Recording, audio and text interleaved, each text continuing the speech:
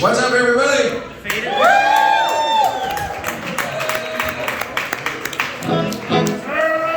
I'm Jano from Q100. Thank you very much for coming out today for the great Larry McCray. Give it up. Yes. So I thought what we would do was we're going to talk a little bit about the new record. We're going to ask Larry some questions, and then I didn't ask Larry if we could do this. Can I ask them some questions to ask you? Is that okay? Some Q&A action. Yes, sir. Okay, so everybody knows Larry McCray, legendary career, one of the great blues artists, without doubt, from so many years ago. Larry and I have known each other for probably 20 years or something. I don't know.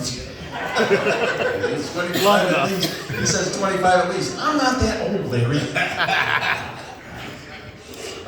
So he has got a brand new record out, brand new record label. So much has happened to Larry in the last year.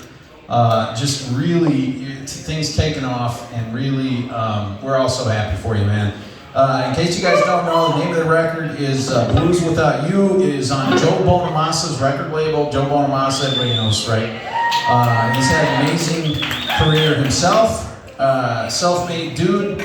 Never signed a major record deal. Opened his own label, and now Larry is part of the family there. So tell us a little bit, man. You were just telling me a little bit about how the whole thing kind of happened. Well, about a year ago, my manager, Paul Cook, who I worked with for 30-some years, passed away in a car accident after leaving a gig just like we sitting here now. We were together, had a great night together, and when he got ready to go, called me to Hall from Arkansas. Hey, Hall, I'll catch you tomorrow. I'm heading on in. I said, all right, I'll see you later. I got to pick up my stuff. So I went and picked up my amps and my guitars, and I got in the car, headed home. As soon as I started toward home, his brother called and told me that he had been killed in an accident. I'm like, no way, we just left him, I just left him minutes ago. So by the fact that I was in the farm, coming across Bay City Forestville Road, I had to come right past him to get to my place, to go home. So I saw the accident and everything. Oh, you did? Yes, I did. Oh, wow.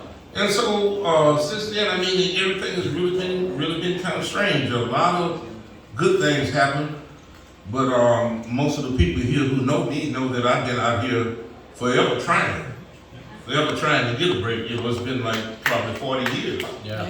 With me working roadhouses, Yep. up and down the road, knocking on doors, and it's been some good days, there's been some ups, but it's been a lot of downs also. Mm-hmm.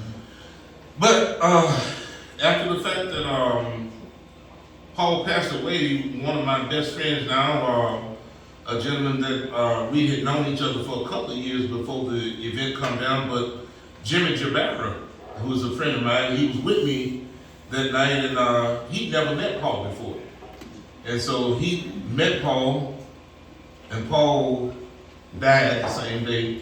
And the reason I keep on speaking about Paul is because everybody who knows me also know that we were synonymous. You say Larry McCray, and Paul Cook's name automatically popped up. Right. And it was one of those sweet sour relationships, we to put it mild. We had our moments whether we were on the same page, but we definitely would knock heads too as well. But I think that that's what makes for success and a good relationship. You can't agree about everything. Right. You would want a woman that agreed with everything, but you said this, I wouldn't, Women is a whole other story. Well, I'm just saying, in life, anything you deal with, to have a good rapport, you need feedback. You need feedback both ways, and it needs to be some common ground, some middle ground. Absolutely. But with all that being said, it's been a very tumultuous up and down career. But since the passing of Paul, I have received blessing upon blessing upon blessing. And it's really been kind of hard to feel good about it, because the way things worked out for him, I wish that things could have been different. I wish that we could have shared some of these moments. Yeah. So it's really been tough in that respect, that Sure. I feel that I've always been a tough person, enduring, and long suffering. And I feel that no matter what the good Lord put before me, unless He take me now, I'm going to get past it. I'm going to endure it. I'm going to get over it. I'm going to get past it some kind of way. Although it might take me 40-some years. But you know what I mean? You have to be determined to get past your situation. So, long story short, Jimmy Jabbar and I went out and had a great night of fun together. I lost a dear friend. And 2 days later, he called me back and he had lyrics for the song Blues for Paul. And so when he gave me those lyrics, what he came up with, it was just a natural thing that I knew exactly how to place it once I heard what was going on. So it was a natural thing. So we come up with that. I had already been working on tons of songs myself, along with my sweetheart Peggy, along with another friend by the name of Steve Gilbert. So the pandemic is what allowed me time to sit home and to be able to write some tunes, because for 40 years I've been chasing my tail up and down the road, you know. Yeah. And when you're doing that, it's not big windows for creativity. Right. When you're always on the hunt, when you're always on the go. And I'm sure you got a dose of that and know what that's all about. You've had, you know, things going on in your musical career as well, you know, things to overcome. So, after that, Joe Bonamassa called me on the telephone. Now, who would think Joe Bonamassa would call me? And I had some friends that would tell me from time to time, "Hey man, you ought to get a hold of Joe. Hey, Joe played something on his radio show the other night. Hey man, Joe said something good about you." And I'm like, yeah, right. I mean, you know, as a guitar player yourself, I'm a guitar player, and I think that I'm an okay guitar player, but Joe Bonamassa is a crazy guitar player, you know. And he just played to a certain level that I wouldn't think that anybody like him would like anything what I do. So it was very flattering and very surprising for me to find out that he was into my sound. And then, you know, we had met each other on the road a few times. You know, I'd run into Joe and we would talk, and, you know, he knew who I was, I knew who he was. But we had never been, you know, had any real close encounter. So he contacted me and told me that he was coming to Detroit and that we were going to make a record together. So I'm like, yeah, we're going to make a record together. After he decided to come, he told me what day he was coming. When he got there, he said, "Hey man, where you live?" I said, "Huh?" He said, 2 hours north. Yeah. He said, "Where you live?" I said, "I'm up in Bay City, blah, blah, blah, blah." He said, "Cool, we coming to your place." And I was like, "What?" So, wow. I threw a bunch of shit under the rug behind the fridge and all that kind of stuff. And I'm like, "Mr. Bonamassa, come on in." So I'm waiting on them to get there. That moment they were supposed to get there, and they wasn't pinpoint on time on it. So I'm ready, I'm dressed, I'm ready for them to get there, to get to the house and everything. And so I kept on telling Jim, I said, "They ain't coming." You know, just like, yeah. And man, next thing I know, you got this black SUV pull up in those good guys, man. I did this shit. Yeah? I couldn't do that right. My mouth dropped. I'm like, "Joe Bonamassa, what are you doing at this time?" Yeah, that's crazy. And so, you know, it just started snowballing. You know, one thing led to the next. They come to the house, and I think they came expecting us not to have any music. But I had 2 years to sit around and fiddle around and come up with songs. So I had enough for 2 or 3 hours. You know, so when they got there and found out that we had songs, they was like, "Oh, this is going to be easy. This is going to be way easier than we thought." Yeah. So they came in July. They came on the 12th, 13th, 14th of July. They left on the 15th. On the 28th of August, I was in LA at the Ocean Way. And we started. So Ocean Way, so it's East West Studios now. Ocean Way Studios, one of the most famous studios in music history. I mean, everybody has recorded there. You name it, from Sinatra to Metallica. I mean, it's absolutely one of the most amazing. What was that They like? said they're in the top 4. They said we one of the top 4 studios in the world. Yeah. The whole recording industry. So Right, they said, right. Oh, absolutely. I'm not a bit surprised. I mean, it's still the center of the music universe in Los Angeles, which is hard to believe because studios are closing like crazy, especially big ones like Ocean Way, Right. which has got a lot of overhead. The days of 24-hour recording are gone, and so that makes it difficult. But what was it like recording at Ocean Way? That had to be amazing. Well, West. It was a very amazing experience. I mean, we were in the B room, and in most studios, the B room means the B room. That it's not the main deal. But at the Ocean Way or East West. At the East West, that's supposed to be the magic room. Uh-huh. So I mean, Joe was a gentleman, man. I mean, he pulled out all the stops. He didn't hold nothing back. He let me use his Dumbo amps. He let me, play his expensive guitars, and I come to find out the other day that right now to buy one Dumbo combo, it'll cost you about $150,000. What? Yeah. 150 grand. 150. Well, he's famous for his gear acquisition syndrome. You know what I mean? Like that guy, he's got like 100 guitars that all cost $10,000 a piece. And, I can't. And them the cheap that. ones. You can get a double mod. Don't worry about it. That's cheaper. Right. Well, That's great though. Your tones, man, on this record, as you and I were talking about this before, are a little different than the tones that I've heard with you before. Right. I mean, is it double? You think it was double amps? I was using Dumbo. I used some blackface Fender and basement. I used the Tweed also. So I mean, mostly it was just plug into the amp. Normally I have stuff on the floor what I use to try to get my sound, but that's when you're trying to workhorse one amp. And trying to get one amp to do everything. Right. On the opposed road. to having, amp assignments, for different things. So Dave provided all this, or you didn't end up buying all? And like I said, the thing that really surprised me, how free he was with everything to try to give me the best that he could give me.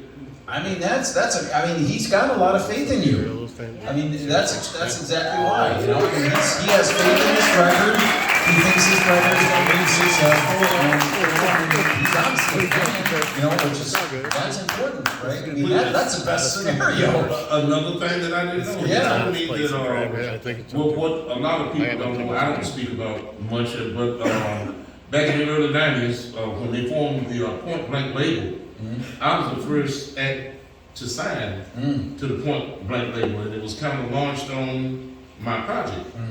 So after I became a Point Blank artist, here comes John B.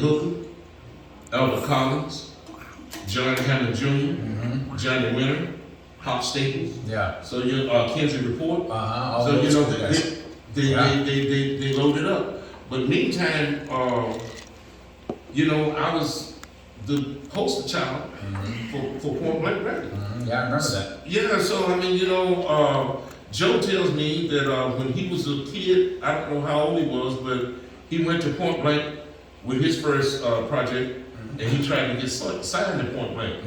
And you need to hear him tell the story. He said back in them days, he said when they don't sign you, yeah, kid, well, you 13-year-old white boy walking in the door when they got all these old school blues guys. Yeah. Right. Yeah, So he was like, well, kid, come back in a couple of years, and this and the other. And he said they would give you a stack of CDs.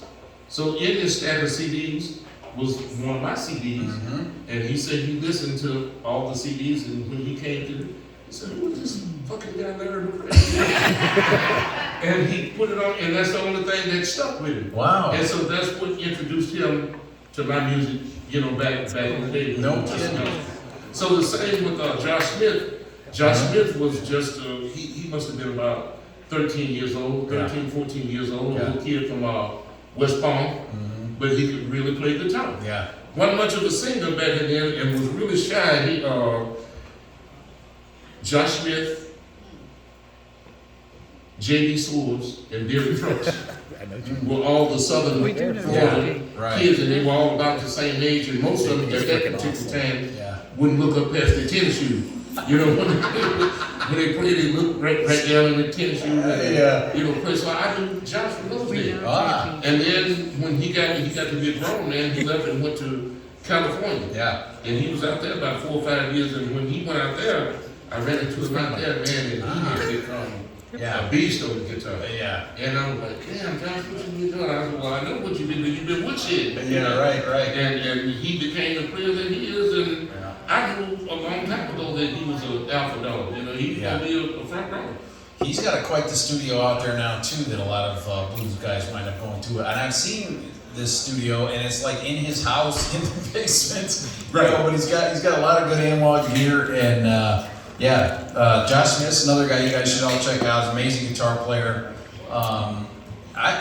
Is he signed on Bonamassa's label too? Because I know they work together a lot. They produced together. I don't know what label Josh was on, but he just released it. Right. Yeah, he just released a new record. Mm-hmm. When you were at East West, did you geek out on all of the paraphernalia and everything? Did they have a lot like pictures of Frank Sinatra and bands and stuff like that in there? All the platinum records all over the place. Well, another thing I come to find out about Bonamassa's situation and Frank Sinatra is that his manager is the son of Frank Sinatra's manager. Aha, now it's all starting to make sense. Roy Wiseman, who managed the show, is the son of Wiseman that managed Frank Sinatra. I didn't know that. Yeah, so they got some old. That's a damn good connection. Oh, they got some old connection going on right there. So, wow. Yeah. Man, you go back that far. That's awesome. Yeah. Okay, so what was the songwriting? So these songs that are on the new record, you pretty much had done before you went out there to record? So is this all stuff that you guys picked, like the best, 10, 12 songs, whatever, as far as they picked the songs. They picked them? Yeah. I just pitched them and they picked the Right. ones that they wanted to cut. Right. There's horns on here. There's strings on here, which I've not heard from you before. I assume that's Joe Bonamassa's production that brought that in. But you were saying that you were really happy with that, and you liked the fact that, it was a different sound for you and kind of fun to do something different. Oh, it definitely was. And on my second record, which was called The Delta Hurricane, I did get a chance to work with a horn section. Back in that day, I worked with the Uptown Horns from New York. But I never got a chance to take it to the road. Right. So I did some tours with Gary Moore in the early 90s. When I went with him, he had Albert Collins was his sitting guest, Albert Collins and Albert King. Right. Uptown Horns were touring with Albert Collins at the time. And so they had played on my record also. And I was the open-up group for Gary, on the tour. Yeah. And so we were going to have the Uptown Horns and everything. They wanted to do it for nothing, just to play it. Yeah. But Gary wouldn't allow that to happen. Yeah. Of course, the bane of the opening band's existence. Oh man. Yeah. And Reese Winans played on this record. Mr. Reese Winan. Man, come on. That's one individual. I had a chance to meet him about 15 years ago up in Winter Park, Colorado. They used to have a winter festival up there. Yeah. And they had Anna Potter, Reese Winan, Jimmy Hall,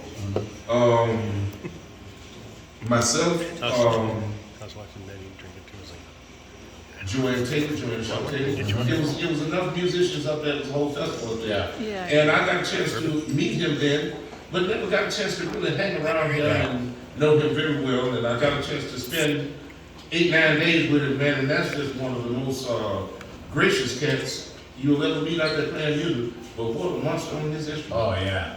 Do you guys know who Reese Winans is? Keyboard player for Steve Ray Vaughan? Yeah. He's gone on to a pretty good studio career working with a lot of artists. He's on tour really, but he does a lot of studio work. Does he live in LA now or? Nashville. Yeah, that's what I thought. He's in Nashville. Yeah. So he's doing a lot of work, but that's Probably huge, knows man. Chris. So there's a lot of great players on this record. Travis Joe, who? Travis Carlton. Yeah. Larry Carlton's son. Yeah. On bass. On bass. Yeah. Who was the band primarily in the studio? It was Reese Winan. It was Travis Carlton. Lamar Jackson on drums. Joe and Josh on guitar. Joe and Josh. Oh, I didn't know Josh played on it. Yeah. Oh man, that's great.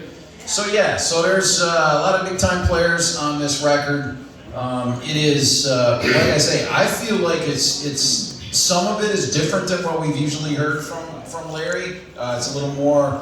I don't know. Some of it's like a little more sophisticated, but Joe also has done that of late. Like he's gone into the horns, he's gone into the strings a lot on his stuff. You know, it's almost like a Ray Charles vibe, sort of. order You know them what I mean? online. Right. On some of his stuff, Well, which is great. that has always been my school of music. Especially I after come it gets a up brown. listening to Ray Charles, Johnny Adams, you know, those type of vocals like that, Bobby Blue Bland, Yeah. Bobby Parker.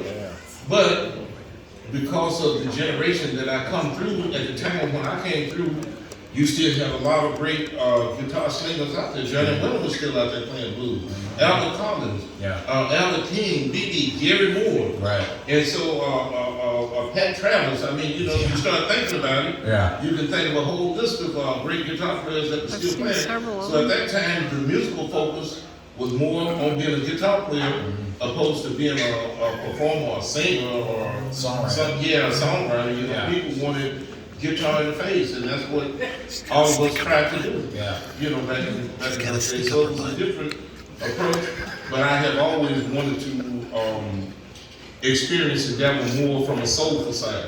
And I think that what this record did was allow me to concentrate more on the song and something that felt good, Right. opposed to having to play guitar. Blazing solo, right? And I'm an old man now anyway, too. Leave it to the kids. I know. Go ahead, go right ahead. Yeah, I hear you, man. I hear you. So the song, I feel like the songs on this new record are a little bit more like major type sounding songs, you know, like almost like major type blues than, you know, you kind of like your standard Chicago blues or the, you know, stuff that's a little more, you know, dominant and minor and stuff like that. I think it was a little bit more structured. Yeah. It was a little more structured. And I think that, Yeah, right. Like you've gotten away from what we call the 1-4-5 progression Right. on this. I mean, Right, there's right, a right. lot of interesting stuff on here, you know. you know, and so, I mean, I want to keep, for future references, I like to keep some of that element, you know, involved in my making music. But I don't want to get caged and trapped into one thing either. I still love the blues as well, and we did some on there, you know. So that's the good thing about this record. It's got some straight blues. It's got some ballads, you know, on there. It's got, you know, a couple Right. of rock. It's got a little bit of something. But everybody's a pretty solid, right down the middle record, and I think it would go good in anybody's blues collection. Yeah, I totally Absolutely. agree. Well, you know, that being said, I think we ought to let Larry play some of these tunes. What do you think?